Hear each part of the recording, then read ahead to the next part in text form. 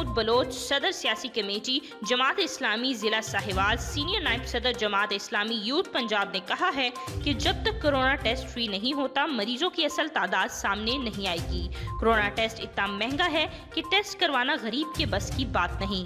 Corona मरीजों के साथ अछूतों वाला सलूक देखकर कोई भी खुद को मरीज जाहिर करने पर तैयार नहीं। आज दुनिया भर की सुपर ताकतें कोरोना के मामूली वायरस के साथ बेबस हैं। इन ताकतों ने दुनिया भर में इंसानों, खास तौर पे मुसलमानों पर जिंदगी तंग कर रखी थी। उन्होंने मजीद कहा कि कश्मीर में जारी जुल्म और जबर पर हमारी हुकूमत खामोश तमाशाई बनी हुई है। हुकूमत अक़वाम मुत्तहिदा समेत इंसानी हकूक़ के आलमी इदारों में मसला कश्मीर को एक बार फिर पूरी कुव्वत से उठाए। मजीद तफसीलात और अपडेट्स के लिए देखते रहिए साहिवाल मीडिया।